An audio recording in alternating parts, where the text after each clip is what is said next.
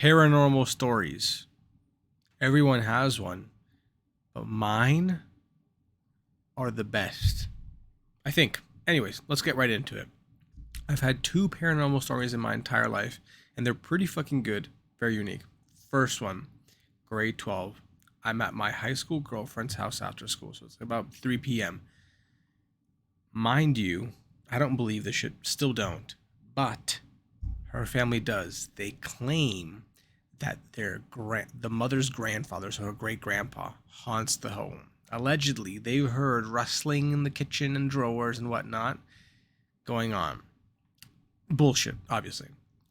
Also, the little sister claims that her iPod dock goes off randomly. Explainable.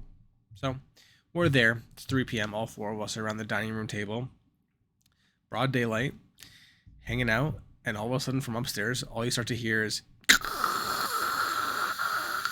coming from the iPod dock because it also connects to the radio, so kind of like connected to an in-between station, and everyone just goes pale white and they just go, oh, look, that's it. That's what we're talking about. That's the noise.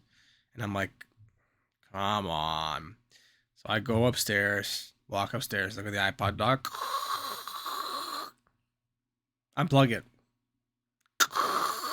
I'm like, oh, that's a little shiver down my spine. I'm like, this is very clearly explainable. Flip it over, battery port. Duh, there's fucking batteries in it. Open up the battery pack, empty. Spooky. Second shiver down my spine. Carry it all the way downstairs as it's all plop on the kitchen room table. And it kept doing that for about a minute before it turned off. They're all shitting their pants. I pull out my dog shit phone back in the day, barely had internet, and I Google, why did this happen? Turns out it's called residual energy. Sometimes if an old faulty electronic's plugged into the wall for a long time and you unplug it, it still has power. Very explainable. Creepy, spooky, but explainable. That was number one. Number two, same house. I got like sleep paralysis one time and felt like someone was looming over my body. Could have been the grandpa, don't know, but it was very clearly sleep paralysis. So that's in that house. The second main instance I've had, I was in Venice with my friends. It was three of us staying in an Airbnb, and the Airbnb was very old and very creepy. And we made a joke at the beginning of the night that one of us was about to get ghost fucked because it was eerie vibes. So I was the only person sleeping downstairs in the main room, and they were all upstairs. So I was kind of creeped out. I was alone down there, and it's a pretty big empty space.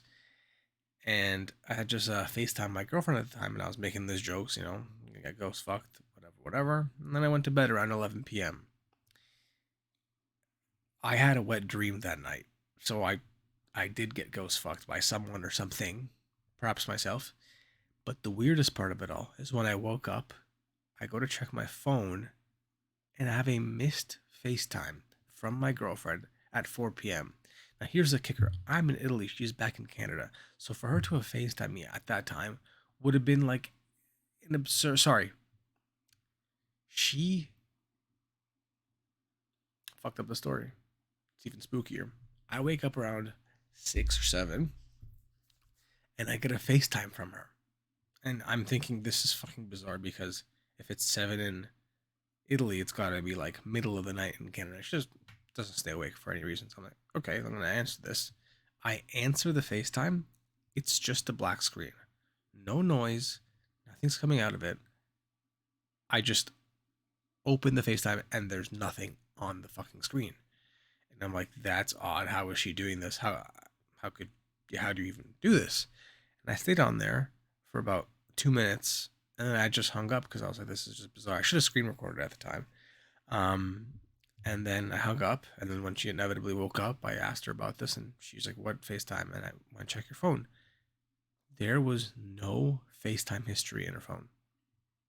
Mind you, there wasn't my phone, and you can't delete that, I don't think. So I got ghost FaceTime. After homie made me bust in my sleep, he ghost FaceTime me. So those are the two spooky instances I've ever had in my life. Both kind of creepy, both semi-explainable, but also kind of weird and kind of embarrassing. So I don't tell those stories.